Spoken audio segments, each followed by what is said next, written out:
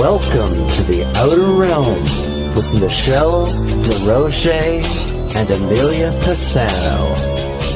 Airing live on the United Public Radio Network, 105.3 FM in New Orleans.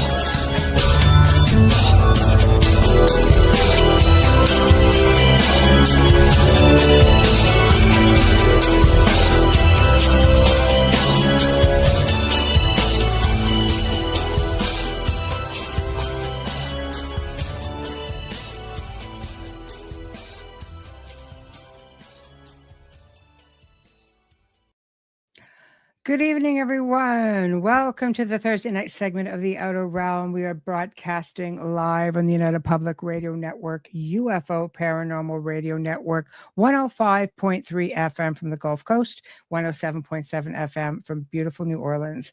We are fully sponsored by the amazing people over at Folgers Coffee who have been a part of our journey for the last few years. Thank you, Folgers. We couldn't do it without you, nor would we want to.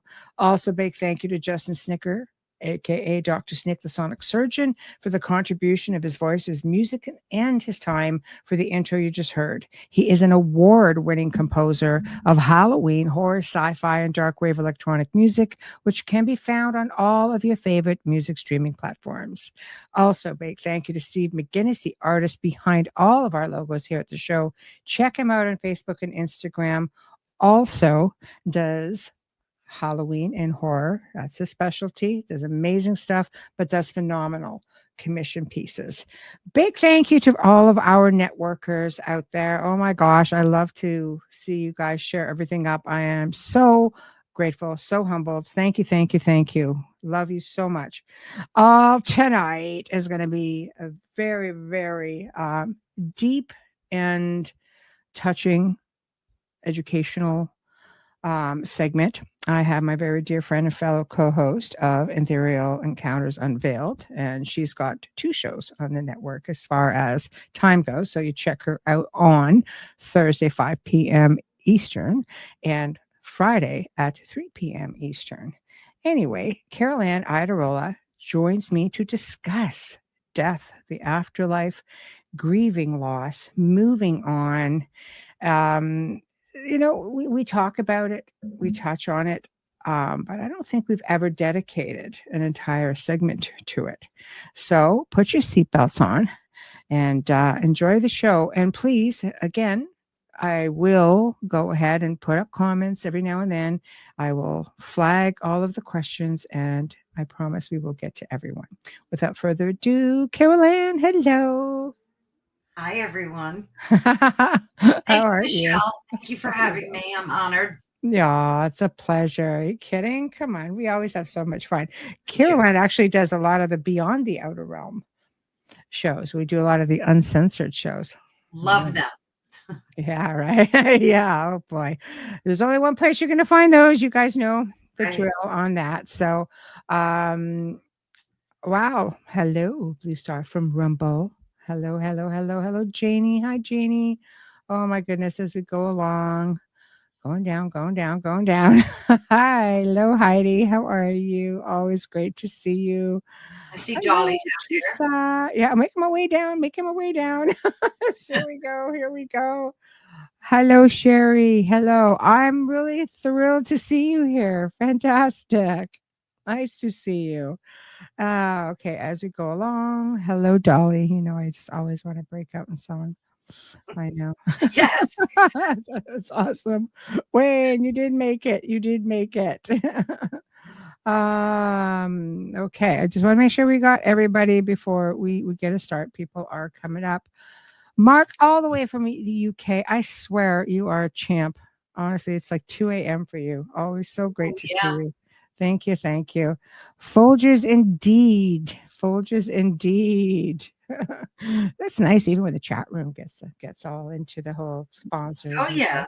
Oh, gosh. Okay. So we are going to get ourselves started.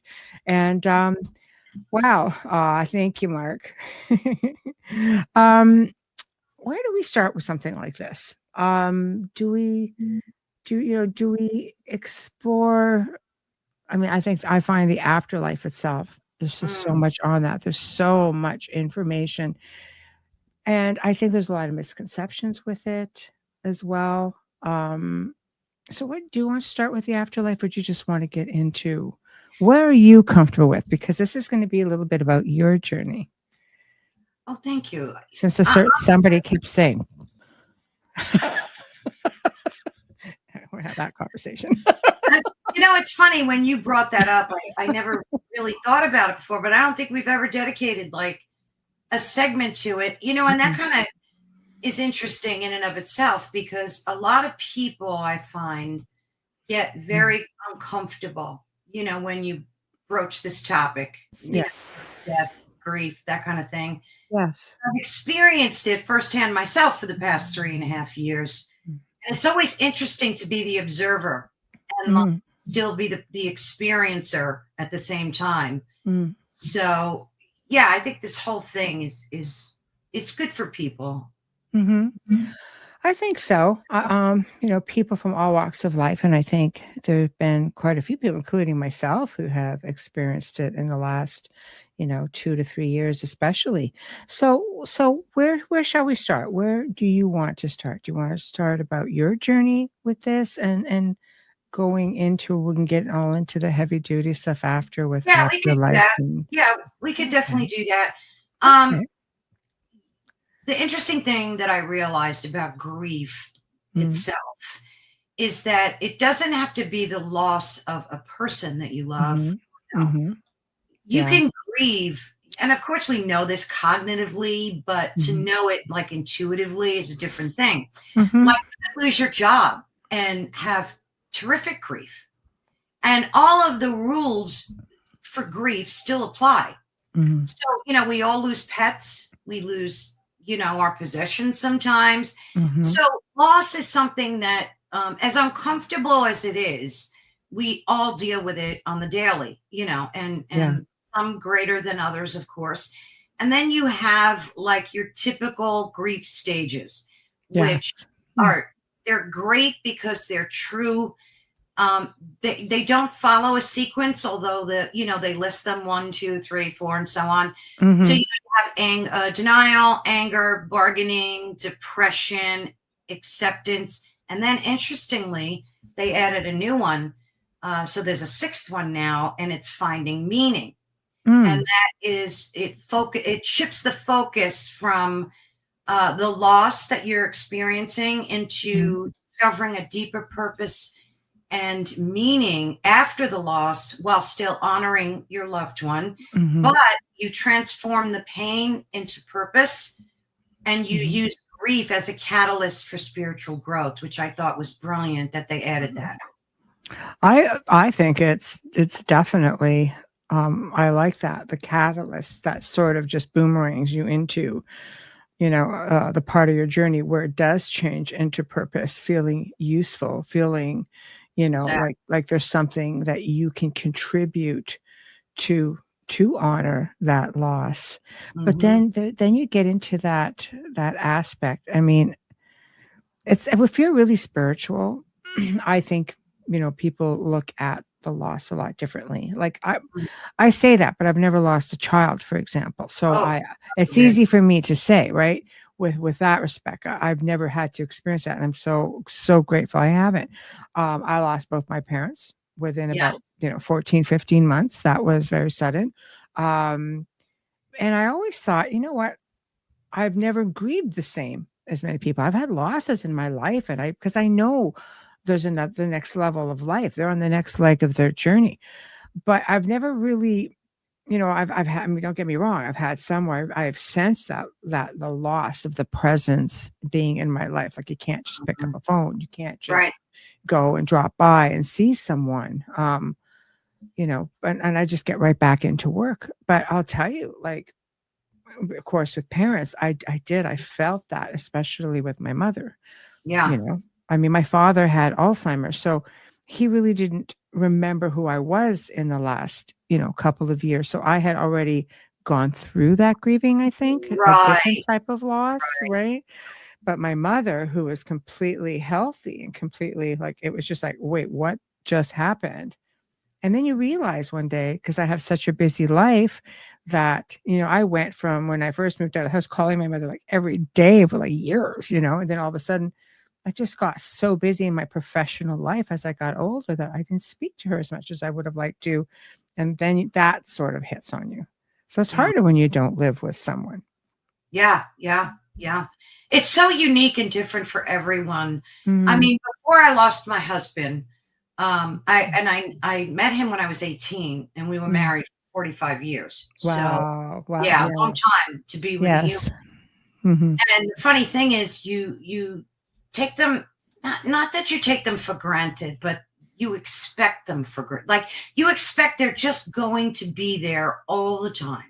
And while cognitively that we're all going to pass, and it's something that we all do, obviously, I just never imagined it would happen. I always thought it was going to be way down the road, and I kept telling myself that. And it just hit me like a ton of bricks, and I felt like, I hate to use this analogy, but I felt like I was inside of 9/11 when it crashed to the ground. It was that bad, Jill. It was so bad. It's taken me a good 3 years to not cry every day, like that bad. Yeah. And it's funny because I watched so many documentaries on grief and people talking about grief to try to help me heal. I had a grief counselor I still talk to once a month, but there's just no words to describe. And then I heard this guy on Instagram who talks about grief, and he said the reason you feel that, and it made so much sense to me. He said, because when you're with someone, love someone, whether it's brother, sister, husband, doesn't matter, your DNA and theirs become entwined. And like you actually do become physically entwined with this person. Your DNA meshes together on a biological level. So you're not only grieving emotionally, but you're grieving physically, because your body knows that something is supposed to be there and it's not there. And that like made a lot of sense to me. Yeah. So, I mean, it may seem woo-woo to some people, but it really is a fact. Your DNA does entwine with those. Thank you so much, Janie. That's so nice. Thank you. Yeah. It's just, if anybody is suffering a loss, I recommend getting a grief counselor. I really do. And it may seem like, oh, you lost your job and you're getting a grief counselor. Yeah, because it hits everybody differently. If you're suffering that bad, where you're depressed, anxious, crying, regardless of what it is. Like my best friend just lost her dog. And she was a mess for 2-3 weeks. And I told her, I said, maybe you need to talk to some, even if you go once or twice, like it might just be good for you to purge that, Loss is loss. Exactly. Loss is loss. I mean, some people have great coping mechanisms. Other people, not so much. I mean, I always thought I did great with loss. But again, I've never lost a child. But losing certain people in my life, I would react differently. And sometimes it was for a split moment, and it would be just like I would just come right out of it. It's like slipping on the ice and gaining your composure. Didn't hope nobody saw that. It's just like instinctively, I'm just like, no. Like I think I just conditioned myself so much to say no. Like be happy for them. They're over. I'll tell you, like when my best friend died. We're going back many, many years now without aging myself. It's been a long freaking time. That's all I'm going to say. Anyway, I had a visitation. Like I was really struggling with that loss because, she would call me like pretty much every other day, almost habitually.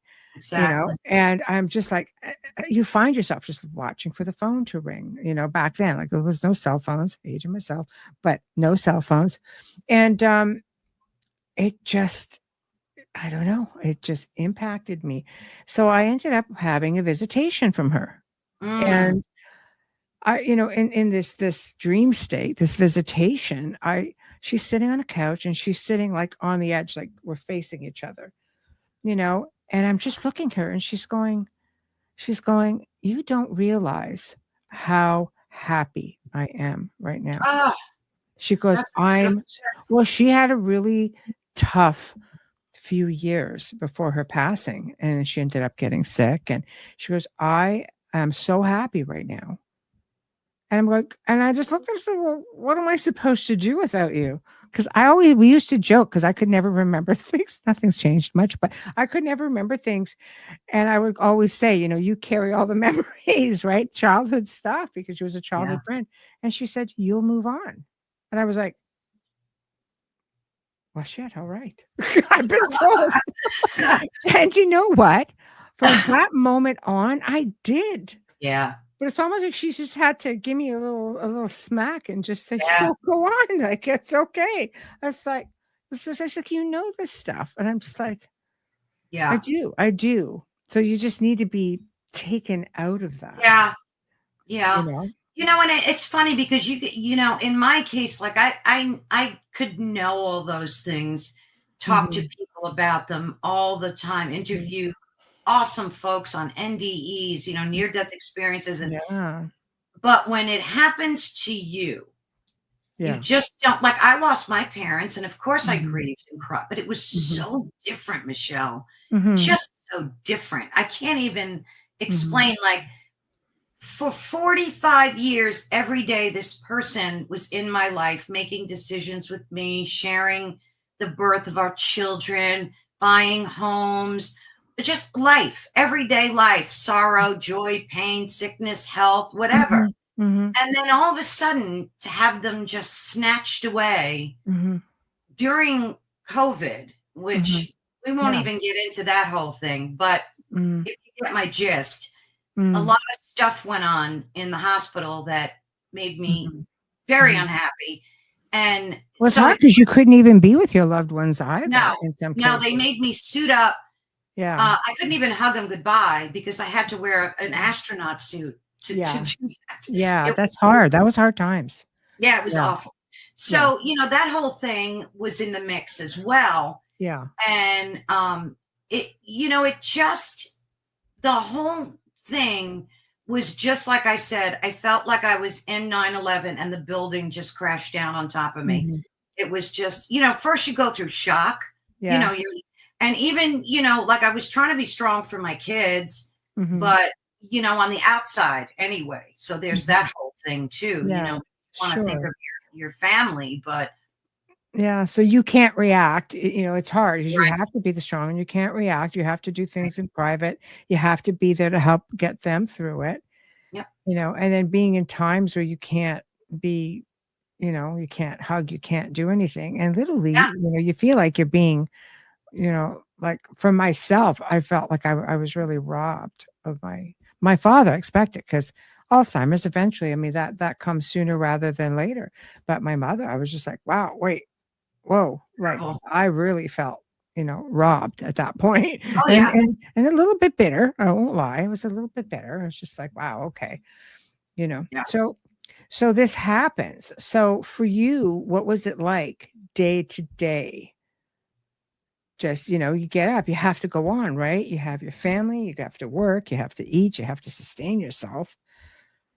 Yeah, it's funny because eating was like virtually non-existent. I felt like like you don't even think of eating that. And I had to have, like, my sister, thank God I had her, who was a great support to me. She, would make sure that I ate and everything, but you become numb and all you do is cry, like I did for the first like 6 months, just every day, cry.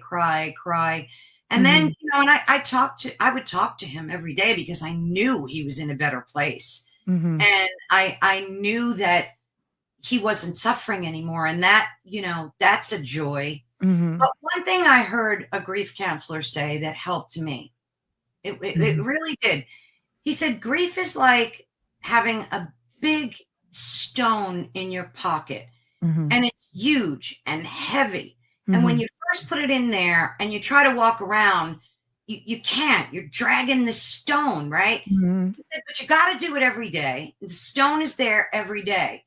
But you notice that over time, your legs start getting stronger and your back starts getting stronger and your body starts getting stronger and the stone gets lighter. Now, the stone's weight didn't change, but you did. So, and that's really true. Like, that's what happened to me. So like, grief is always here. It's always with me, but I'm just a stronger woman now. Like, that just helped me for some reason. No, absolutely. And there's no time limit on grieving. Exactly. You know, this is the thing that I always find interesting is people that are just like, well, it's been a year. Well, excuse freaking me. I didn't realize I was on a schedule. You know, did you have people who would approach you and say, okay, look, snap out of it. Now it's time. Like, what? Yeah, I've even had family say that to me. Like, it's 2 years already. Don't you think you should move on? And there are cultures that go years and years. Like they were black for 5, 6, 7 years, 10 years, depending on the, on the culture. Absolutely. Or the beliefs, the religious belief system. Like, it goes on and on. I'm telling you, Michelle, it's almost like taboo. It's so interesting. Like I said, if I look at it as the observer and as the participant, because I would watch people very closely, how they would approach me after because they also knew my husband as well. And I would watch the behaviors and they varied from person to person. Some of them would vary, like, I can't talk about it, don't want to talk about death, don't want to talk about grief. And they would just be like, oh, I'm so sorry, and change the subject. And other people, you'd get hugs and tears. And it was just so amazing to see how differently everybody reacts when you bring up that topic. Oh, some do much better than others. Yeah. Alan is asking if you can address this. Hey, Kurt, this is why I don't do it on purpose, but I find myself distancing myself further away from everyone so I don't get hurt or let down. I always just stick to myself at the end of the day. Gosh, that nailed it, Kurt. It really did. And it's not anything good, bad, or indifferent. It's just who we are. That's like a part of your monkey brain just protecting you as an individual, and I mean, I don't think I was like that. Like, before my husband passed and I had experienced that, if someone I knew of either their family passed or friend, I was not that person that would just brush it off. I would sit with the person, talk to them. But like I said, everybody is different. And I respect that. I would not get annoyed, Michelle. I wouldn't get insulted. I really learned how not to take it personally because they don't mean it at me. It's just them. They can't deal with it. They're protecting their own self. So I completely respect that. And if somebody doesn't want to talk about it, I'm out. I'm not going to say a word. If they ask me, of course, I'll talk to them about it, but I get it. So Kurt's exactly correct. It's all about self-preservation, really. Yes. Teresa says the physical absence of our loved ones, just deafening. You have to relearn your life. And offers her condolences, of course. Thank you so much. See, kind words are everything. People don't realize that. But, when I had a kind word from a stranger even, or a hug, and it meant it would change my day. I'd get up crying in the morning. But if somebody showed a little consideration and understanding, it would flip my day. It really would. So it's a good thing to remember that just a little hug, a kind word goes a very long way. So what was the either breaking point or catalyst where you just said, okay, look, I have to sort of come out of this a little bit more. You're welcome, Kurt. You're welcome. Yeah. Not so many people value my opinion. Well, you're in good company. We value it very much. Absolutely. My chat family. Yes, absolutely. That's a great question, Michelle. And of course this differs for everyone. But I had my sister pushing, and it was good she did that. It was annoying. And there were days I just wanted to say, go away. But it was really good that she pushed me the way she did. Mm-hmm. She didn't do it in a hostile way. She did it in a loving way, but it was enough nudge to get me to snap out of it. And I one thing Joey told, my husband's name was Joseph. I called him Joey. Before he passed, he knew, like, and this is before he was really sick. But you know how you get that intuitive feeling when you know death is coming for you?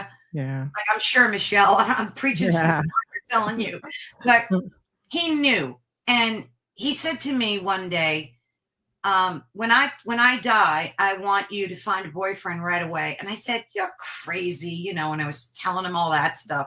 And he said, no, I'm being serious, because you're the type of person that you shouldn't be alone. You need to have a man. And he gave me that speech, you know. Oh boy. Yeah. Not a little awkward when your husband's saying it to you. Right. So I was so mad and everything, but and I quickly dodged out of that conversation, because who wants to talk about something like that? Yes. But, you know, I remember him in the hospital, because we only had video chat. He said it to me again. And then he said, just remember, I never, ever regretted marrying you. I have no regrets, and I want you to be happy for the rest of your life. So, like, remembering that, yeah, kind of pushed me to, like, hey, I'm here, I'm alive, I might as well. I know Joseph would be so mad at me if he saw me crying every day. Yes. And Of course. So what do you realize? I mean, this happens, you know, you go through the heart sinking, and you go through like, oh my God, my life is over. You know, for the most part, life as I know it is changing, you know. Then when does it kick in? Like, did you guys ever talk about spirituality or reincarnation or the afterlife? Or okay, so you guys were communicative about that. Yeah, big time. Right. Yeah, big time. And the funny thing is, I was more so that I influenced him, and I taught him a lot in that area. But he had an out-of-body experience once, and it was so funny, because he was trying to explain it to me, and he didn't have like the words for it. So I think he knew that there was an afterlife too. And I'm reading the comments. Yeah. I just flashed comments up. No. I love it. Yeah, I love it. Yeah, it's great. Yeah. So one thing I want to mention, though, and this may be a little off topic, but I talk about it a lot on my channel. Not a lot, but lately a lot for some reason. Yeah. I was talking to Jerry Marzinski about demonic possession, especially in schizophrenics, right? And I've had so many conversations with him about these demonic entities that can take over and not possess you, but occupy. I guess they're oppressive, you know, in that sense. And the reason I'm mentioning this is very much related, is because after my husband passed, about a week after the funeral was over and all the people went away and I was here by myself, you know, that kind of thing. I started getting, and it wasn't a schizophrenic voice. It was my voice that I heard, but telling me, and I'm going to put it in a nice way so we don't get flagged, Michelle, telling me to walk off the planet. Right. Okay. So, you know, and you have to be careful. Yes, you do. Folks know what I mean. So, and I never, ever had a thought like that in all my born days. Never, ever, no matter what I've been through. And then it started getting progressively worse, like with each week that passed. And it would be like, you don't need to be here. He's not here. What's your point? Your kids are grown. They'll be fine. And that type of stuff. Yes. And it got so bad that it would happen a lot during the course of a day. And then I realized what it was. And it was, I think it was a demonic entity or force trying to beat me spiritually. Saw that I was in a weakened state and wanted to take advantage of that. And then I started praying heavier than I ever did. And within another week or so, with a lot of my prayer and meditation, it just stopped. So And I mention that because in case folks ever experience something like that. They do. I've worked with many people throughout the years, and I've actually spoken about this as well. Alan makes a good point. Demons have no power unless you give it to them. Here's the thing with that, is that when you are in a state, grieving is so difficult. And one of the main reasons, aside from the obvious, is that after the process has happened, after the death and the loss has occurred, people start looking for signs. They want signs from their loved ones. And Absolutely. they are in that, as you mentioned, that weakened state. So, I'll give you signs. Yeah. And next thing you know, exactly right? it. The signs start happening. Now, all of a sudden, you are accepting the presence in a way, because you're being tricked into what these signs are. And that's what leads to a downward spiral if you don't catch it, and some of it is so obvious, but to show you how some people grieve. I remember I was asked to work with a woman. She messaged me and she said, I have a recording. And I've had recordings left on my answering machine after someone I've cared about has passed on. Like perfect, old fashioned beep answering machines. Like I've had that right on tape. So it's not digital at all. And so when she messaged me, she said, yeah, she goes, I need you to help me with this message. I'm a bit perplexed. I was like, okay. It just happened that she was in the same city I was in, so it was manageable. I could do it.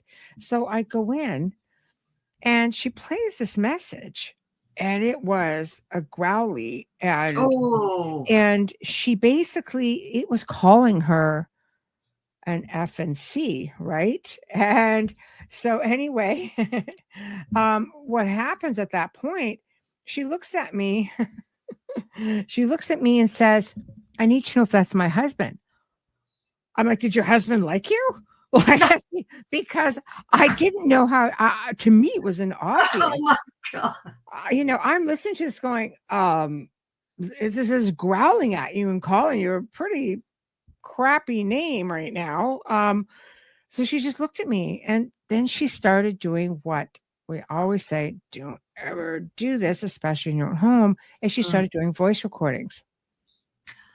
Something had come in during her grief. She was distraught. Her husband's car was still in the garage. She would sit in it to pick up on his smells, trying to find this common ground of just trying to connect. And something else came in. And the more recordings that she did, the worse it got. I was constantly being asked to stop by, and it was to a point where I'm like, you need to stop. I need you to read what's going on. She needed comfort. She needed me to tell her what was going on. It got so bad, I finally had to say, I'm not helping you by doing this. I'm making it worse for you.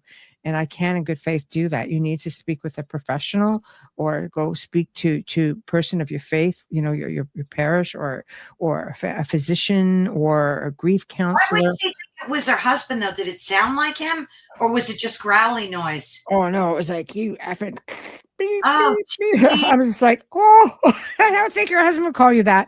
But it got worse and worse and worse. Now, here's the kicker. Okay, wait for it, everybody. She called me over. She goes, I promise this will be the last time. I said, okay, no problem. I ended up having to clear the place. Eventually I did. But I couldn't until she stopped everything, because it's like keeping your foot in the door. So I sat down, and she said, I've assembled some people. I was like, sounds serious. Okay. I would like to do some necromancing, and I'd like to bring my husband back into the physical form. What? I stood up and I said, I'm not your guy. Yeah. I am not. I says, I am not going to help you with this. I don't believe anybody can really help you with this in good faith. I said, this will come back and haunt you. And sure enough, it took her 2 years before I heard, for real. Oh yeah. She goes, well, it never worked. I said, no, I didn't figure.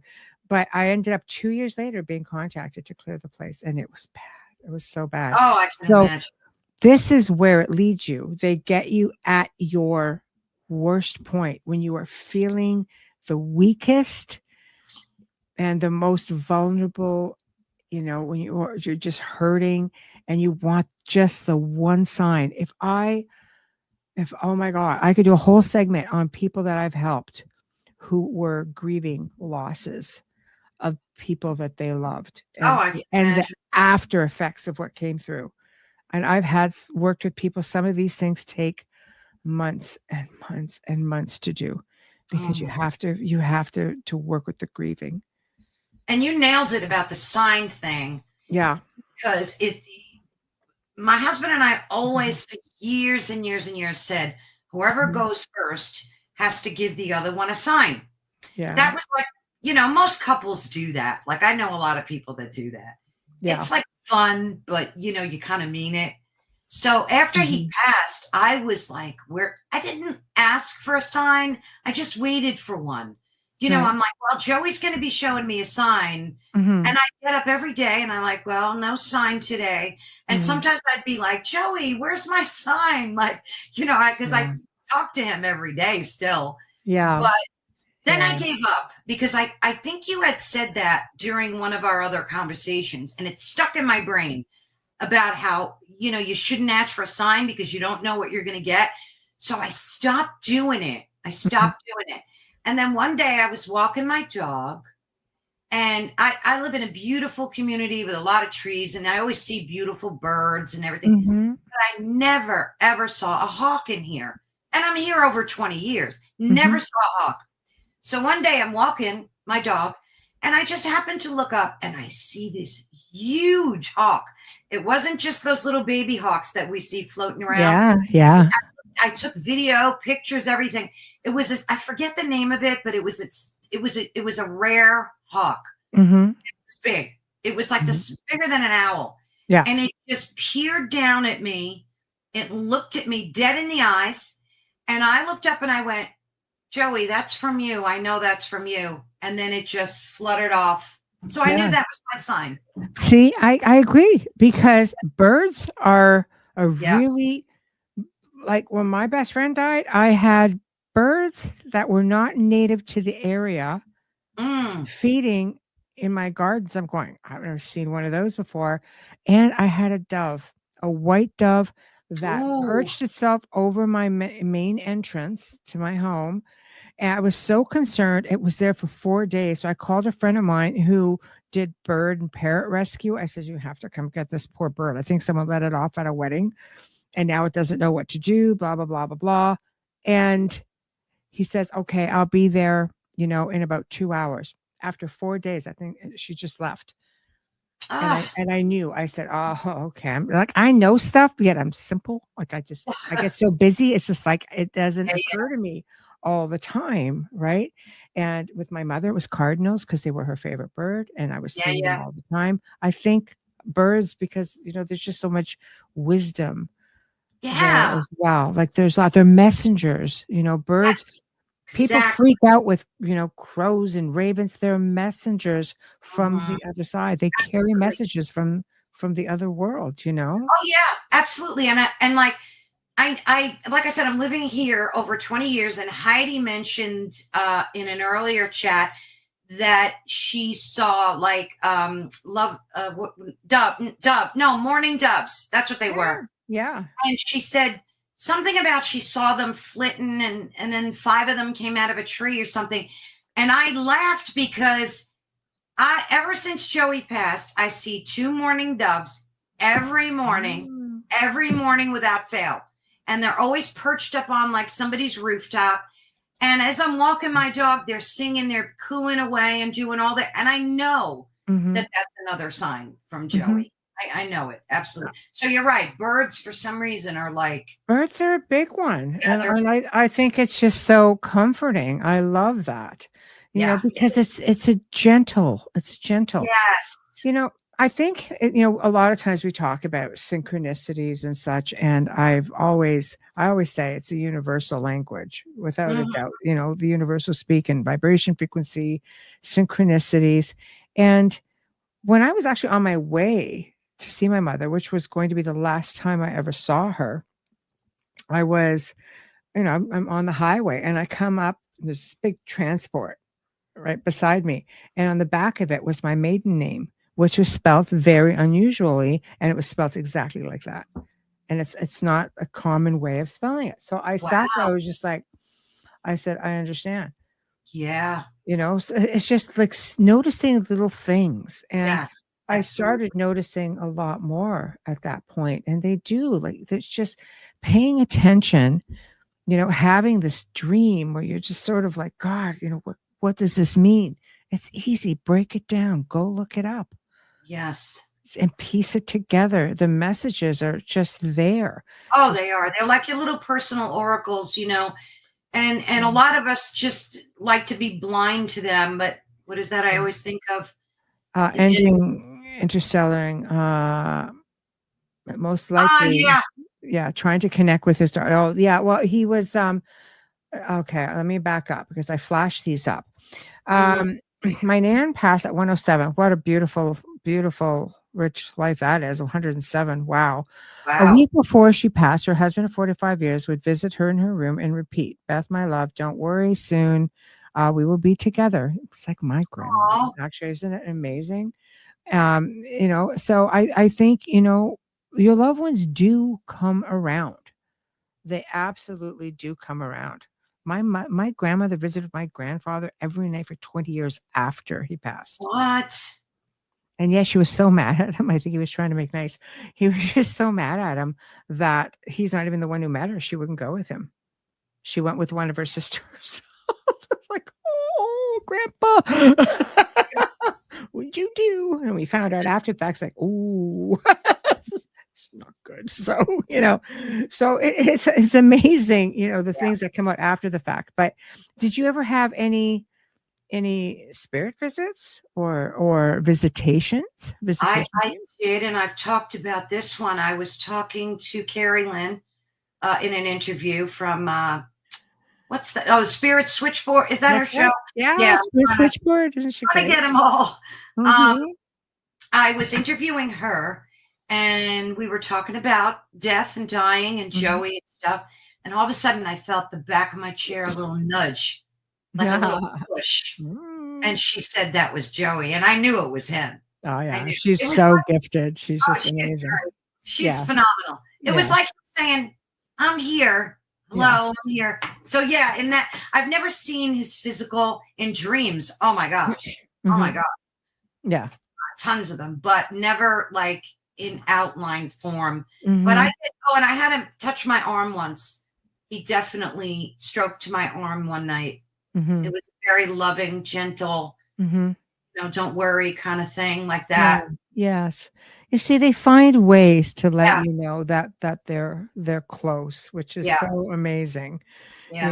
With my mother, she would flicker one of the lights, which she always said she was, because it's easy. She goes, your sister won't know what else to look for. So I promised I would do that. So she comes, to my place and says, you don't need to flicker lights with me. I know when you're there, So meanwhile, going to the washroom, we just would mind a couple of minutes, the light goes. I'm like, it's very awkward for me right now. Would you please mind, like, just step out? And then everything just stopped.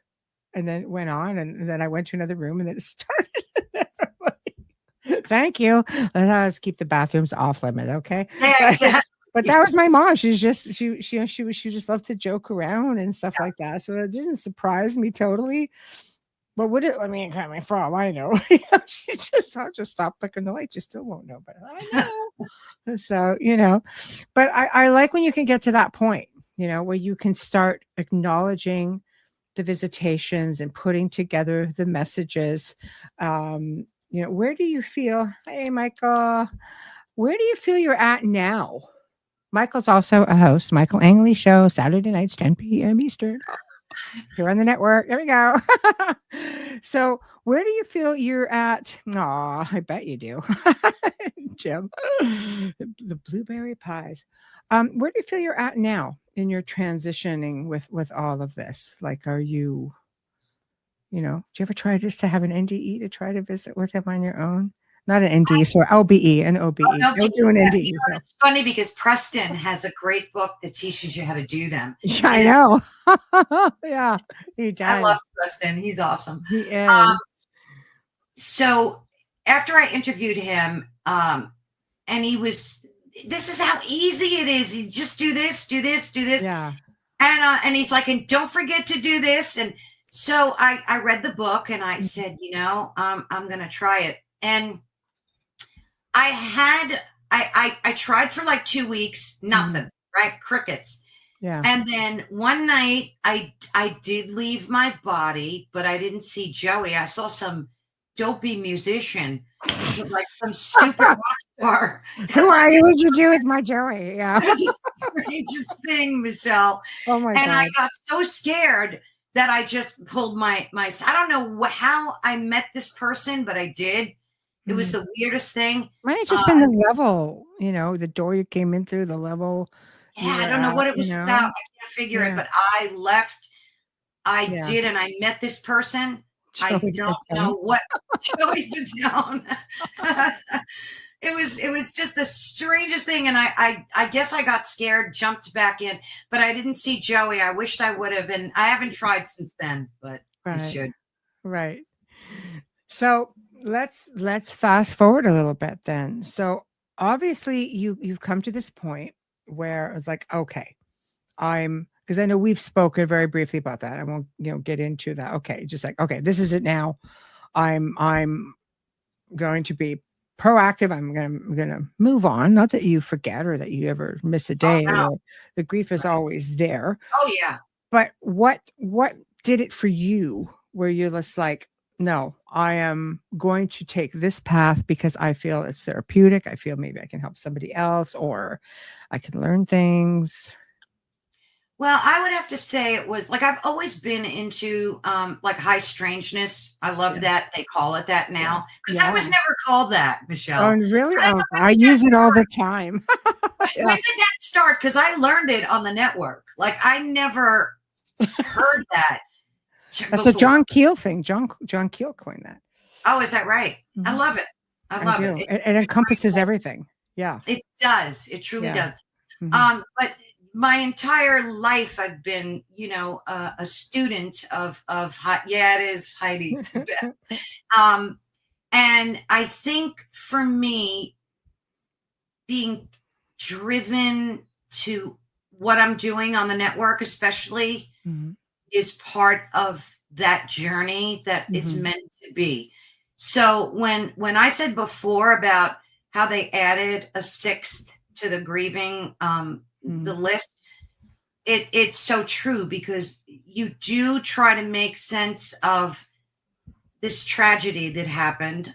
And for me, it was to continue this journey deeper than I ever have before. And that helped like nudge me along the way for sure. Do you feel like watching the shows and working your way to doing, a podcast, do you feel in a way that somehow connecting to the field of high strangers that maybe it would bring you closer to Absolutely. Gosh, you ask all the right questions, girl. Yeah, exactly. That's exactly the truth. Yeah. And it does. It's not just hoping that it would, but it absolutely does. Because every time I interview somebody, they have a different opinion and it's almost like a Kundalini thing, Michelle, but it's not like an all at once Kundalini awakening. It's like a progressive one that, and it's a journey that we all take. And as an empath for me, and my husband knew, and he would always joke with me and say, Carolann, you're not from Earth. Where are you from? Come on, tell me. I can take it. Joke with me all the time. But so doing this and you do this 24/7, Michelle. This has been your life's work, right?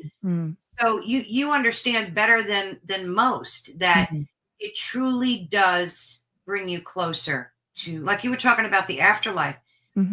I got such a broad spectrum idea and knowing by interviewing folks that have had NDEs, and each one of their stories are so uniquely different, but they have similar cross undertones. Yeah. Yes, that are there, like it's almost like ley lines. They're there, and they all have this in their story, but yet they're so unique and so beautiful. And I think I've only heard one maybe that wasn't so great, but then it turned great, so like he passed away and he was in this dark void and it was awful. I felt a huge tabby cat. Oh yeah, don't feel you have to read. I just put them up. Yeah. I'm always so intrigued by what folks are saying. Yeah, you see, you want to go after it, absolutely. Yeah, I remember said huge tabby. Yes. But so it's so, and it does pull you closer to and it in terms of grief and sorrow, it does help relieve that pain, that inner pain in your core, because like you said before, you do know that there's something far greater and far better than this matrix that we live in. But at the same time, the humanness of me is in so much pain still every day. Like, I don't think probably an hour goes by where I don't think of him in some way. And think about that. If you had to think of, like, say you're sitting here working, you're doing whatever you're doing, and it's you're just constantly pulled to think of that person. So it's been 3.5 years of that every day still. I don't think that's ever going to change. I think if anything, you will just evolve on your journey and get closer, to connecting, on different ways. I like the one thing you said is the same thing that I have often said. It's very difficult because when you do television, everybody, you get labeled expert. I don't believe in experts in this field. I believe some people have it better than others, for sure.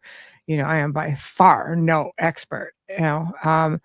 It's just trying to make media understand that. And you answer, they make you sound like you're always answering the same thing. You always believe the same thing. No, it's not the case. It's just, I've always called myself a student. People will say, okay, so what's it like being an expert? I don't know, because I'm just a student.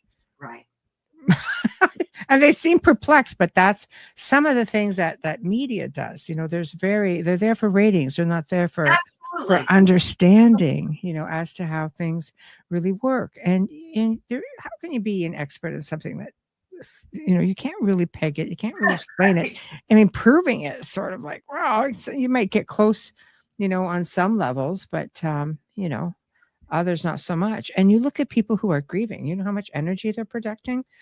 Major psychokinesis and telekinesis being tossed around. And it's really, really difficult, So always bear things like that in mind as well. I think we are all students of life, never mind just the paranormal. This is a journey. This is a journey of learning.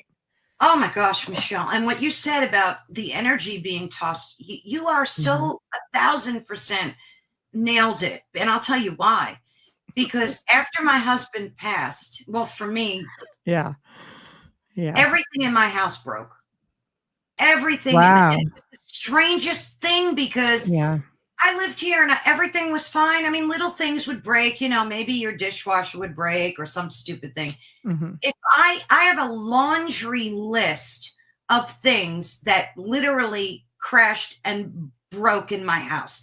My HVAC system went, my garage door went, my fridge went, my stove went, my dishwasher went, and so on, and so on, and so on. You're just taking everything out. I think I did that. I swear to you. Not that I'm so powerful, but I think. No, but that's what it showed you how powerful of an energy. Yeah. And then one day I said, Carolann, this crap has to stop. Like, you got to, you really, like, you can't. You just can't do this anymore. So I said, okay. And then I kind of meditated on that. So things calmed down. But then I started breaking myself. I broke my hand. I broke my rib. Oh, wow. I busted up my knee. Wow. And mind you, I had never, very rarely, you have a trip and fall. And then I did it again. I said, okay, Carolann, that's enough. Like, you're pushing this grief thing a little too far. But yeah, you can destroy very easily without even knowing that you're doing these things. And I believed that I absolutely did them. I really do.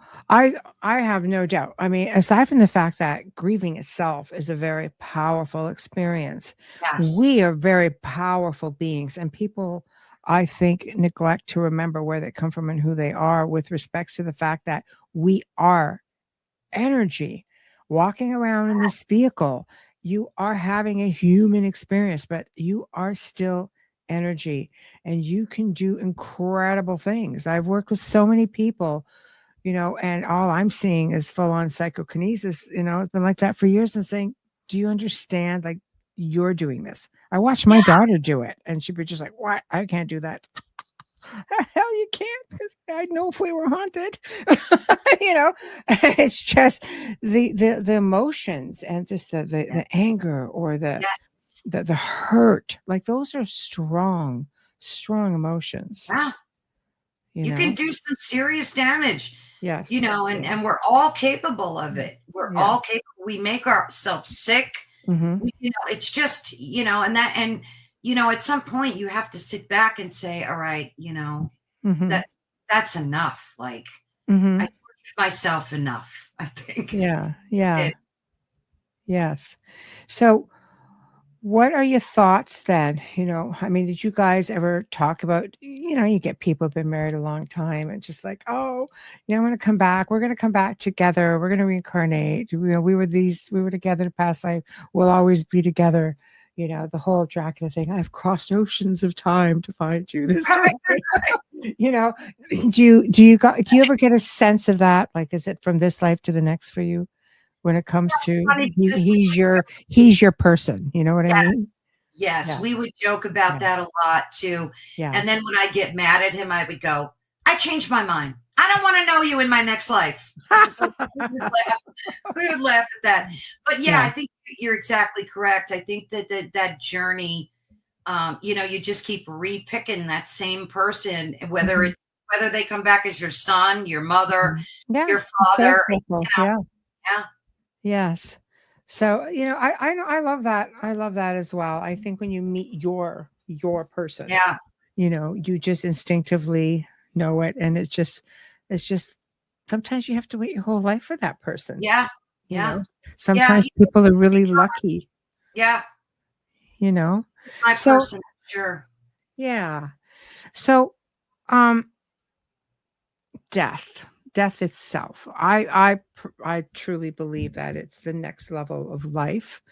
And I think what doesn't help with grieving is the conditioning that we receive through, schooling, maybe parenting, because there's narratives. There's always narratives, our faith, well, you're going to hell, well, what is hell? What is hell exactly? Because I don't even think technically it's mentioned, but it's not even in every religion. I think, you have religious belief systems will always incorporate a belief in an afterlife. Some of it might be reincarnation, purgatory, heaven and hell. Christianity and Islam are big with that. What are your thoughts on that? Because I mean, when I lost people in my life, I explored all of that. I just felt this need to know. What, you mean you explored all the different religions? No, well, I've done that too, because this is what I do. But I mean, you want to seek out real answers. You want to know what's next. Where does it go from here? Like I've spoken to spirit people, and I've just asked them, and I'm like, well, what do you see over there? Like with my uncle, for example, really intuitive. Never feared death until he was dying. Right. Then he was coming to me and saying, look, like, I need to know how I could save my life. I need to know how, like, why are you asking me? You're just as intuitive, He goes, you have equipment that talks, because I want to speak to my father. My grandfather's like, I'll hook it up, but you're on your own for this. Like, but it's like he had to know. And when I spoke to him afterwards, he said, I said, is it what you thought it would be? Because it seems like they're limited as to what they can tell you. So I said, is it what you thought it would be? He goes, it's more. I go, what do you, and I said, what do you see? He goes, lights, so many lights. Yeah, I hear that a lot. And I'm like, what are the lights? He said, spirits, spirit energy, essence. And I was just like, good. All right. I'm okay with that. I'm okay with that. Yeah. Right. So I don't know. Do you find yourself in there? Like, I went on this freaking mission. I had to know. Part of my paranormal journey is because I needed answers too. Of course. Right. Especially someone like yourself who's lived this life. Yeah. Oh, thank you. Amazing examples of how you've embodied the strength, wisdom, and compassion from the journey of your grief. Thank you, Teresa. Thank you. You guys are all awesome in here tonight. Thank you. Just putting it out there. So, Michelle, I think again that, sorry, I get distracted because I'm always wanting to see what they're saying. Oh, that's there. Just put that. Yeah, go ahead. Yeah. I think again that this, becoming a part of this network is not even a year. It's maybe like 8-9 months or something like that. Has been such a blessing for me in so many ways. Mm-hmm. And I've heard folks, especially that have had NDEs, talk about these points of light that they see. Yeah. Yes. Where was I? Oh, the points of light that you were talking about. Yeah. So I hear that a lot, the same thing that, and and they say that some lights are dimmer than others and some is so bright that they're distractingly bright. Yeah. Yep. Light beings. Yeah. Yep. Yes. No, I mean, I've talked to some spirits. I'm just trying to get a straight answer, and everybody goes quiet. They do. So true. You try talking to some spirits about the creator or, about, Jesus, like Yeshua, things like that. And everybody kind of goes. It's crickets, right? You try asking, because I'm a tester. I'm a researcher. I have my faith and I'll ask questions based on my belief system and so on. And then you ask a question. It's just like, or you hear mumbling. It's kind of like, what was everyone mumbling about? Yeah. But you're only allowed to say so much. When my grandmother was visiting with my grandfather, he had this woman with him, almost like his guide. And my grandfather, because he's done this with me, after my grandmother passed, he would communicate with me. And I remember stories of my grandmother saying to my mother, because she goes, and she would speak in French, essentially, like a Mozart Vashis, kind of like a something cow. And she wasn't too happy. He goes, always trying to get him to be quiet because my grandfather would say things he wasn't supposed to. But oddly enough, in communication with him, I would hear that female voice saying, that's enough. That's enough. Oh, wow. Maybe they hear her say, what did I say? I'm like, oh. Yeah. Maybe they have a code that they can't, I know. Well, yeah. Because maybe it alters because it can't alter it can't alter our path, right? So maybe that's exactly what's happening. Yeah, it could be. I read a study recently. I think it was out a company out of Russia, I want to say.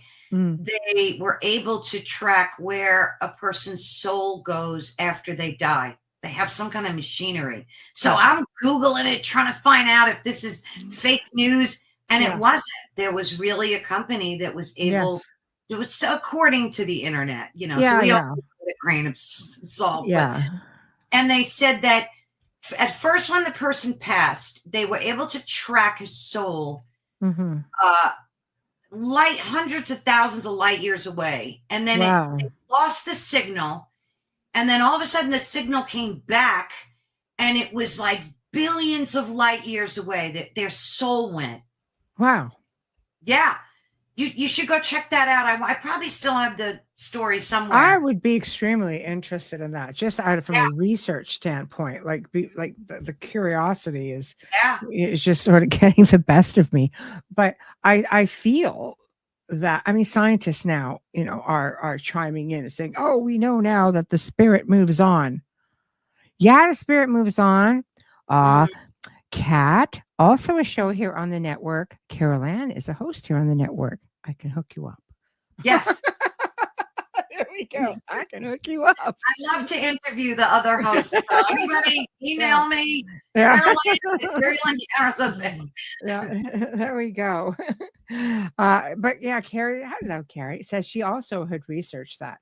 Yes. But that, I think that is just it. They believe that, yes, the essence does move on. But let's get into the fact that there is a very strong belief that the essence can split. So the soul can live simultaneous. Yes, like in multi-dimensions. Yes, multiverse, right? And this can go on. So it kind of makes you wonder, like, how much of you. Is the soul really splitting, or is it that spooky action at a distance thing that Einstein talked about, where, when they did that light test and how it traversed through the holes? I'm so bad at trying. I can't remember the name of the test. Maybe our souls don't split. Maybe they're just here, there, and everywhere. So we're simultaneously existing. It could be because, I mean, think about it. I know I travel when I sleep. I know I do. I know I go off and have. I mean, I'm in places. I'm going, what was that about? But people mistake it as dreams. And you don't come get me. Right? Well, you're supposed to come get me. Exactly. Come get you. So, but maybe think about that. It's not a dream. Maybe you're just having another. I call them. I was on another adventure, or I was at work. Whatever the case may be. So I agree with Alan. We do create our reality. It is literal. It's we create our physical reality. We do. Everything is mindset. Everything is manifestation. There are so many different parts to that, though. It's just very, very diverse, not super cut and dry. Sometimes there's a lot like dimensions and realms, and But I do think I know that I used to be able to think about something, and I would just go and do it. Yeah. People say, well, that's lucid dreaming. Okay, I could fast forward, rewind. I could pick up where I left off the night before. I could do all kinds of things. And then somehow it just kind of went, it's like, oh, great. Kids kind of do that to you because you never sleep again when you have a child. It's just like one eye open, one ear open. Right? You never go down far enough. Right. But I don't know. I mean, what are your thoughts on afterlife? What's your thoughts on, let's say, what's heaven, what's hell? I don't think that either of those places are somewhere that you go when you die. Yeah. I just don't believe that on a personal level. Mm-hmm. We always hear about how, Earth is this like school where, we get this education here and then we move on. Well, the great question, move on to where, to what? Then they tell you, don't go to the light. It's a trick, because that's just going to keep you in the reincarnation. Oh, like the soul trap sort of thing. Yeah, trap. Right. And I've heard people that have had NDE say that that's not true. You're supposed to go to the light. So, like you said, Michelle, it's like crickets when you talk to people. You get different opinions. I tend to think it's the school of life here, and that seems to resonate. It's a trap, Heidi says. It is a trap, and there's men in it. I tend to think it's that kind of thing. It's like reincarnation, learn from this life, move on, and I just keep like every day praying, please don't make me come back here. Please. I've heard that this is like a really hard place to reincarnate to. I've heard that that theory from like many different people throughout the years. I'm just like, it's difficult, but you have to ponder. I mean, we're so conditioned to fear the darkness through movies or just through Oh yeah. dark beings. You're conditioned to fear the darkness. I've never feared the darkness. I love the darkness. I'm one of those people. I always laugh. I said I could live in a place that's, I'm not a fan of the cold, but I could do long nights, or I could do a month of nights, like constant darkness. I love the darkness. I love the stars. I love the stillness of all of it. But you're conditioned to fear the darkness and always gravitate towards the light. Yeah. You always darkness fears Michelle. It's so funny. That's good. But I you're conditioned to gravitate towards the light, fear the darkness. That's the conditioning. And then we get into this reincarnation thing, and then you have everybody who's like, no, reincarnate, you were this in a past life, you were this in a past life. They make it very exciting, so when you factor all that in, there's so much emphasis put on the conditioning part of it. I mean, I could see maybe where people might think, you know what, I'm okay with not doing this and stepping outside of the of going down that light, the tunnel of light. And some people, if you talk to, Joe said something very interesting when I first got on the network. And it's so strange because I've known him for a lot of years before ever even coming here. And he goes, there's a belief that going down to that tunnel of light and meeting your loved ones is you being reborn. And you have, a doctor coming through this long tunnel, and you're coming in and you see loved ones there who embrace you and welcome you. Right. So I don't know. I'm kind of like, I don't think I like that option much either, because that means I am back. Yeah, exactly. So I don't know. It is very interesting. And I like this. Jim says, it is our innate need to believe in an afterlife, a process of our brain's evolution of survival. I agree with that. I do agree with that. Yeah, I think that's actually really well put. No darkness could beat the darkness of the mind. It's true. Oh boy, that's good. Yeah, the mind, for sure. Ellen says the physical plane is the hardest place to live in, but we choose it. Just as we choose everything else, we're powerful beings. We forget that we choose it all. Yeah, exactly. God, such wisdom. Yeah. Rumor has it this is a gangsta planet. Aliens lock their doors, flying by the earth. I'm probably not wrong. It's either that or we're just like one big TV show.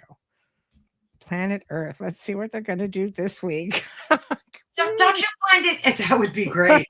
Don't you find it interesting, though, how the veil is lifting off of darkness's exposure? And I don't mean darkness in terms of night. I mean evil, demonic. It's just exposed now, and we're all seeing it. And I don't think that's a bad thing. I think that's a good thing, because now it's exposed and we know what it is. We know where it's coming from, and we kind of know the source. That kind of thing can hurt my brain. Yeah. Yeah, no, for sure. I don't know. What is our, as humans, what is it that drives us to want to know? Loss. I can understand, loss hurts.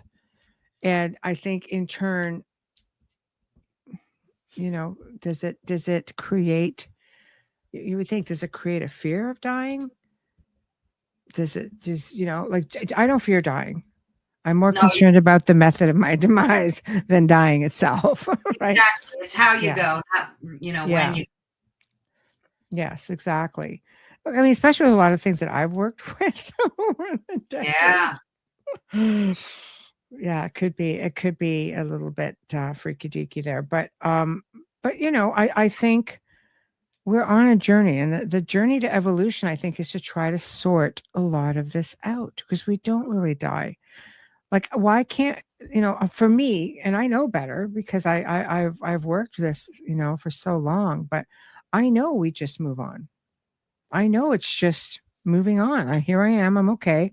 Your loved ones come around and they're always around you. It gets a bit awkward, but they're always around you, and they are pretty much, they're just showing you move on. Like, why are we stuck on this? Why are we so stuck on the physical part of the aspect of it all? I think because our senses have spoiled us.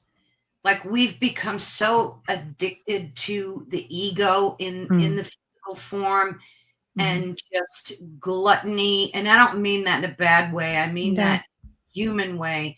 Yes. We're all about purchasing, things.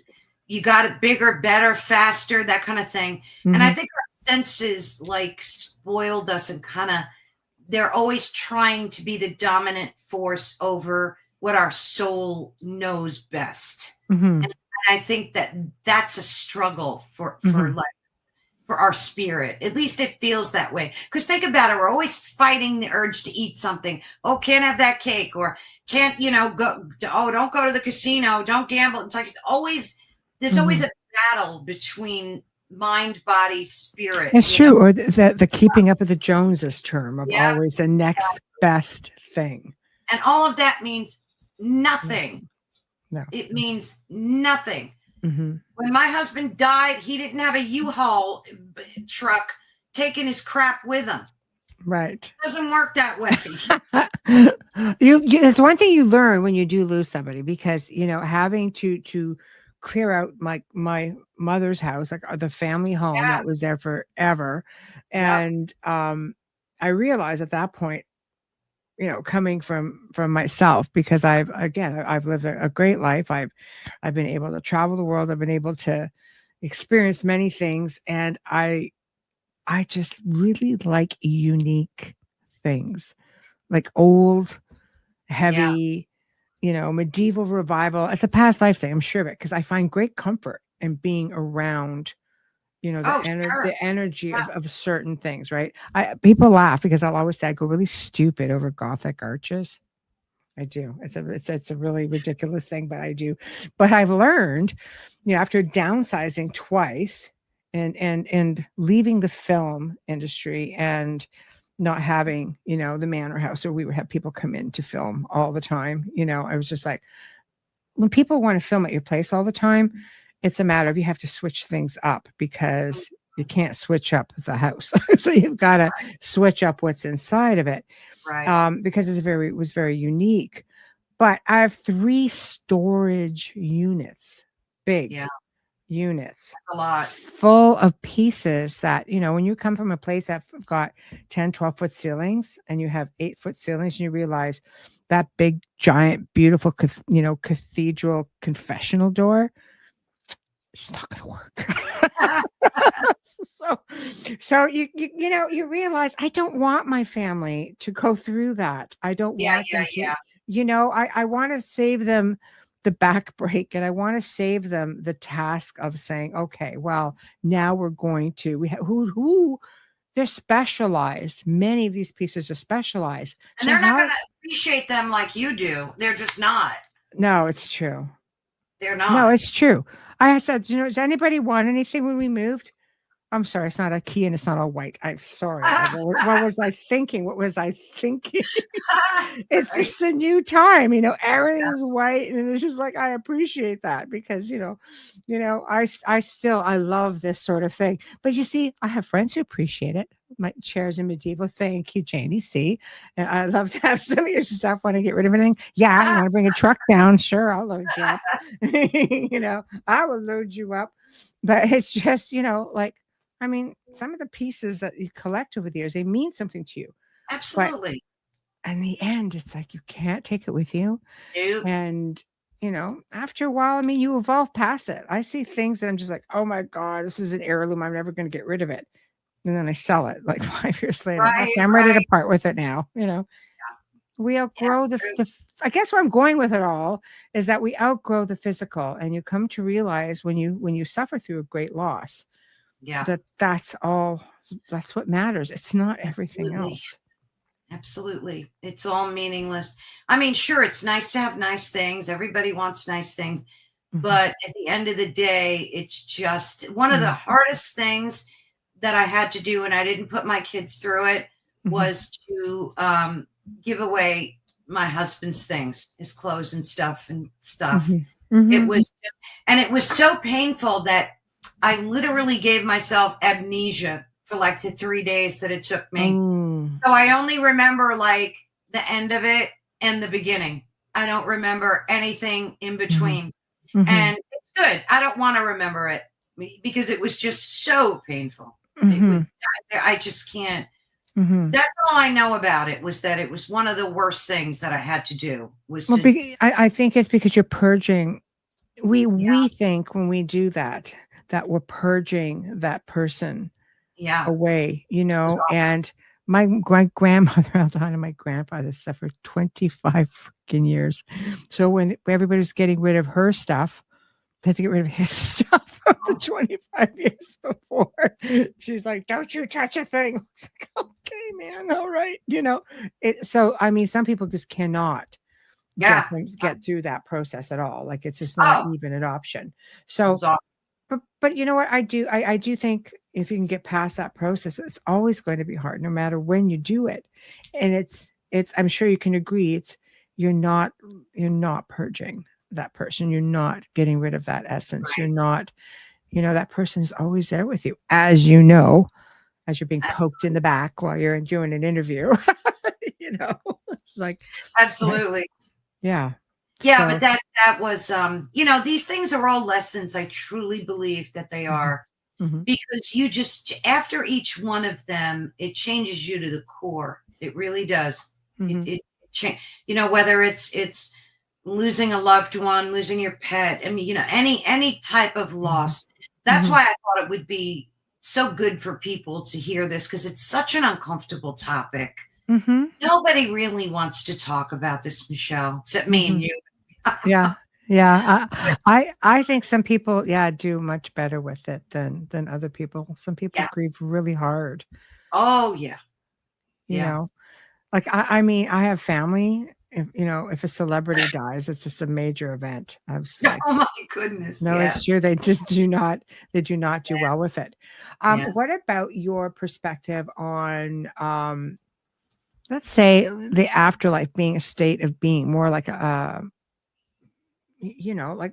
like connecting to a higher power instead of being a physical location, kind of getting into consciousness or something. I think a sense of being. Yes, I absolutely think that's a distinct possibility. And I think that once we surrender our physical bodies, that's something that can very well be a viable possibility, that we're just all these, we're just this energy, and it's got to go somewhere. We know it never gets, you can't create it, you can't destroy it, right? So it just is. And it goes back to the state of isness. You know what I mean? Isness, it just goes back to what we were meant to be, our true nature. I fully believe that. Yeah. No, for sure. To me, the body is just a burden. I mean, it's a great way. It really is.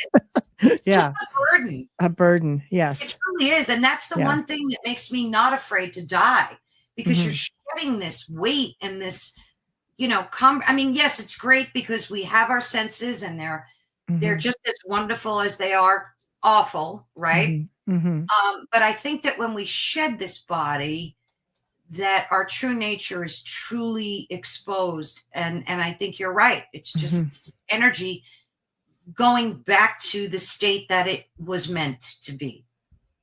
Yeah. I think it just goes home. It just goes back to creation, to energy, into the universe, and wherever that place may be.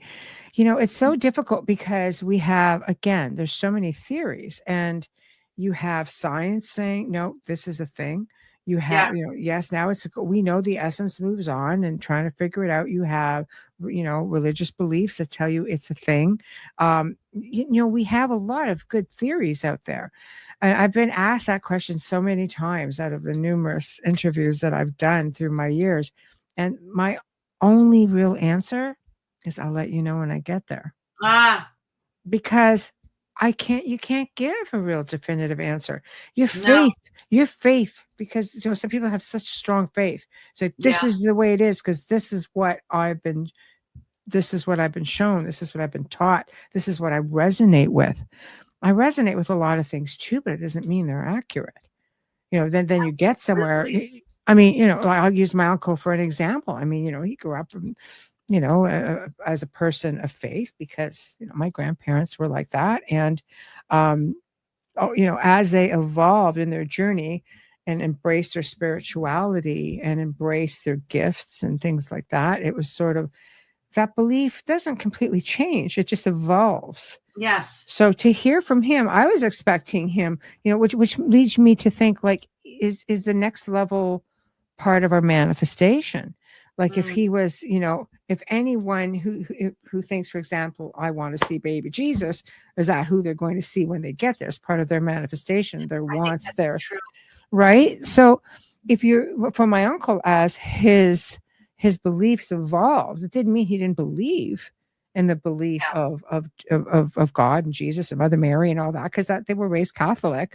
But for him to say there's so many lights, like I feel close to the Creator, like I feel, because you're back to being in a part of that creation. You are a part of that creation, right? Absolutely. So there's something that is just so far beyond, I think, the things that we are taught here. And it doesn't mean you can't or don't take it with you. It just means that it's all connected in one form or another. Yeah. I mean, and we only have, the vocabulary to express so much of it. And I think from talking to people that have had such astounding NDEs, they have a different way of it. I could never re-explain someone's NDE the way they can. For sure. And it's just, and you're right. The ones that really have a strong belief in Jesus do see Jesus. That's right. Yeah. The ones that believe in Buddha do see Buddha. That's right. So I fully agree that you're taking down that path of your own beliefs. I think so. I think so as well. Carrie, it's funny. I asked my spirit guide, or my spirit, I'm assuming that's what you said, who really was the genius that created us humans? She replied gently, it wasn't mine. Beautiful. I love that. Thank you for sharing that. And Alan says, anyone who thinks we weren't created by some intelligent being hasn't been paying attention. Religion and all that does not matter. 100%. Absolutely. It's just manifestation. It could be, there's so many different levels, and it doesn't mean you have to leave behind what you resonate with. It just means that, take it to another level. Yeah. I mean, I went to a Catholic school. I was raised very strict Catholic, and I had nuns, whacking me around left and right. Oh, and I was told, I was going to go to hell if I didn't do this and didn't do that. Yeah. Didn't say, 10 Hail Marys and 5 Our Fathers, whatever. Yeah. Confession every week. And, we were raised in that. So, for me, when I became like 14, I knew that wasn't the way. At that young age. And I went and bought every book by, I mispronounce his name, Cahill Gibran, I call him, but his name is pronounced like Khalil or something. I'm terrible at it. But I went and bought every book that he wrote, and I was back then searching for, I knew that just intuitively, I knew that wasn't the way, that I wasn't going to go to hell when I die if I didn't say my, novena on Sunday. So, and I just knew that intuitively after being, brainwashed my whole life with that. And, it's interestingly, it's like your own spirit guides you towards what you need to know and when you need to know it. Yes, 100%. 100%. I think sometimes that you will connect more to your creator in nature than you will within four walls somewhere. Like there's, you have to, spirituality will teach you, and whatever beliefs you have, just add the bonus of spirituality to all of it, because it'll teach you that you will find all of that within yourself. You will find it. because it is literally everywhere. 100%. Yes, that's it. We're all connected. There is a greatness in humanity, and in that we are connected on a physical level, but also in spirit. 100%. 100%. You know what I mean? What'd you say? It would be a terrible disappointment to arrive in the afterlife and be met by something you didn't know or believe. It would tell you everything that you knew the truth was wrong. Yeah. Yeah. Ooh. Yeah, it could. But that's what I always say. I'll let you know when I get there. What I get from NDEs, it seems that when we transition, we are still in this personality until we remember our true origin and emanation point. You see, I go with that because it was the cruel joke about not being able to freaking remember. Yeah. Very well, cool. You haven't learned a lesson. Well, how am I going to learn a lesson if you don't tell me where I failed? That's right. Well, maybe that's why we're intuitive, Michelle, because maybe those are indicators that are kind of letting us know where we failed and what we should be doing. And because we always have that nagging intuition, each and every one of us, right? And some of us listen to it and some of us don't. Yes. But it's true with the NDEs, like talking to people and watching them on video really has given me a lot of hope for the afterlife. Like I feel more hopeful now than I ever have before, that there's something far greater and more magical than we could ever dream of. And I think it's all great. Yeah. Do you find part of that is because you've had experiences and you've had visitation dreams with Joey and you know that he's still there? Yeah. In the moment, like you're still very aware of what you're doing. I have so many stories of loved ones who have come forward for people, and the one I like to tell the most really is of a spirit individual being at a wedding and because one of the daughters was very skeptical. She goes, yeah, well, if that's the case, what was Aunt so-and-so wearing? He said, the beautiful blue dress and the ugliest hat I've ever seen. The daughter broke down crying. She goes, oh my God, it was hideous. She goes, it was 100% right. And, hysterical. Like fully aware if that, there's just so many little things that come out where they're so aware of everything that happens in your everyday life. It's still happening. Right? Absolutely. Absolutely agree. Thank you, Cliff. I appreciate you. Thank you. Thank you. Loves the topic. Oh, how sweet. Thumbs up. Yeah, thank you. So do you find that has put you in that state of mind where you're like, okay, I think it's okay to let go just a little bit now and go off on my own and my own journey now. Absolutely. Knowing. Yeah. I nailed it. That's exactly correct. Right. Because it is a journey, and I had a journey with my husband and that journey ended as all journeys do. Yes. And now I'm like I wake up every day and I start my day with gratitude. I just go through a laundry list of everything I'm grateful for. And I never used to do that. And I do it every day now. And I thank God for allowing me to have another day here. Because all we have is this moment. That's it. We don't have the past. We don't have the future yet. So all we're giving is the power of now, just this moment. And I've learned to cherish that. I really have. Yeah. It gets me all verklempt. Yeah. No, it's yeah. How can you not, right? Yeah. I know that I find after talking to so many people who have suffered through losses, myself included, that I start listening more now and I start paying attention to the synchronicities. I find myself listening more to even nature because it's the simpler things, but you realize we ourselves are a miracle. We ourselves, nature, everything around us that has been given to us to care for, and some people feel very miserably at caring for this incredible planet, and all of that it encompasses. And that is also part of our journey. To be grateful and to just sit there and look at the simplest things. Also, I sat there the other day for about a half an hour and just watched this little bird fighting with like a piece of something in its mouth because it's nest building time. And I'm just like, it's freaking amazing. It's so resilient. But it's just like, but this is what I think we don't take the time to do. We don't take the time to enjoy those little things. I mean, life keeps you busy. The system keeps you busy.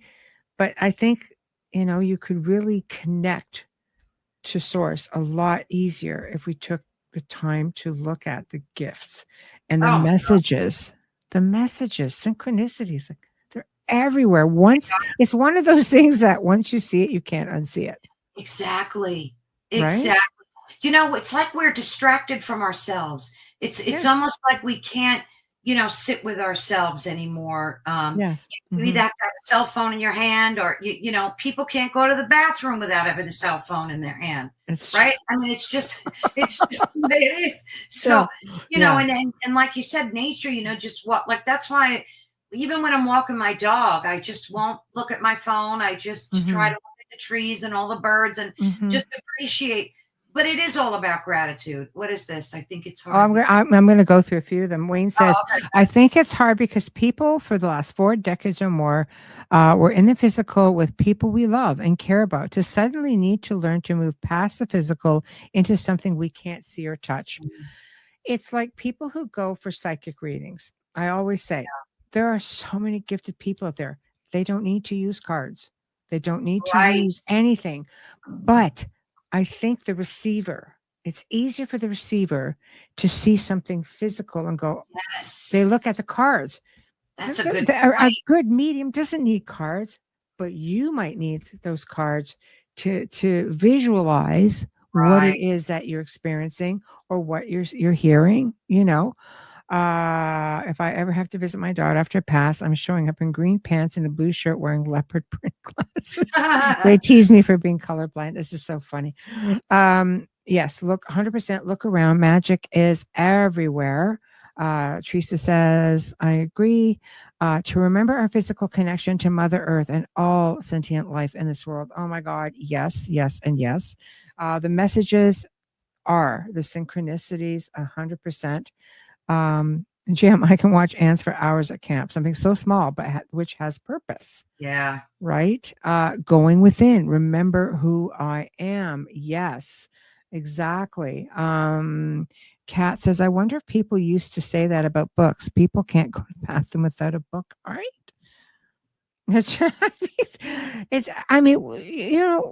Yes, time definitely, it passes quickly. It changes. I find myself sometimes just looking back and saying, we want so much when we're young to grow up.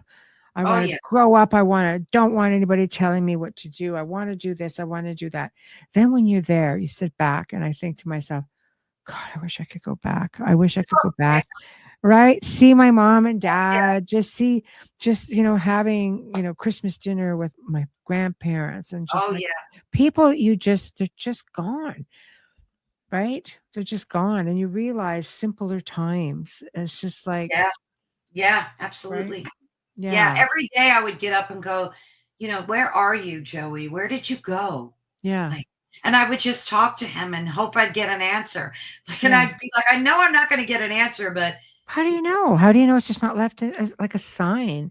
Yeah. Instead, how do you know? Like when you're talking, that little bird isn't sitting there on the window ledge. I mean, we're kept so busy. An example I like to use is, I use this for people who are like haunted people, but it does apply to people who are looking or who have loved ones. It's like, let's say you leave a glass on the table, you go to work, come back, the glass has moved. Will you know the glass has moved, or will you say, yeah, I left the glass on the table? So we don't pay enough attention to our surroundings. So here you are sitting there having this conversation, like, where are you? And he's like, look behind you, there's a bird on the window. That's me. Right. Like, you're not going to see that. You're just like, oh, where are you? Right. Where are you at? Meanwhile, this bird's like, come here. Right, Like, do you think that's like part of it? Just we're missing out on. Absolutely. Yeah. That's why when I saw that hawk, I knew. I was like, yeah. And I took like a sigh of relief. It was just so wonderful. Yes. To just know, like I knew that was my sign. Yes. It was just no way around that. So it was great. You know, you have to look for those magical moments when you're going through. I know it's hard, easy to say, hard to do, but there will be good things that come from grief. There are good things that come from grief. You know, for any suffering, there's an empowerment that takes place inside of you. And I think we need to love ourselves more, respect ourselves more, stop negative talking ourselves. All those things are a part of it. And after you suffer, you know, and it's true, after you suffer, you do have awakenings. You just do. I like that. Part and parcel to it. What was your awakening? What was that aha moment for you? I think I want to use the word completely, but I'm not afraid of death. And that was a big one for me. I'm truly not afraid to die. Because I know it's like, that was an aha moment for me, not being, and just liking myself as a person better, because I was never just me. I was always me. A couple. Yes. Me and Joey. There's us, we. And then I woke up one day and I just said, it's time you get to know yourself again, girl. And that was like an aha moment. Yeah. I love that. I mean, I know that we love having you as part of our UPRN family. And I love having you in my circle, and I love it. You know, I think you found your home here, and I think that you are evolving in all kinds of great ways, you know, and I think you just meeting all these incredible people, because there's one thing about this network. When I say, you know, like the UPRN family, I mean, we look out for each other. We, you know, like we just do. I mean, you need a guest, sure. Your guest didn't show up, you know, you're available. Yep, I'm there. You know, like it's just we resonate with one another. We just do in our chat family. I mean, we're so grateful. You know, like so many people in our chat, they'll support a lot of the shows, and then we have some who are, you know, who are just here. They love the show. I'm humbled that they love the show so much. Yes. You know, the awakening would be terribly difficult, necessary, but hard nonetheless. It can be, but it could also be really, really beautiful too, I think, you know. Such a great lady. Love the episode as usual. Well, I can hook you up. I can do that.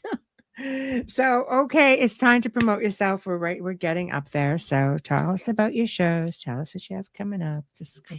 Oh, goodness. I have a lot coming up. One of the things I have to say this before I promote myself is I'm so grateful to you, Michelle. You've truly become a friend, and I never met you, but I feel like I've known you forever.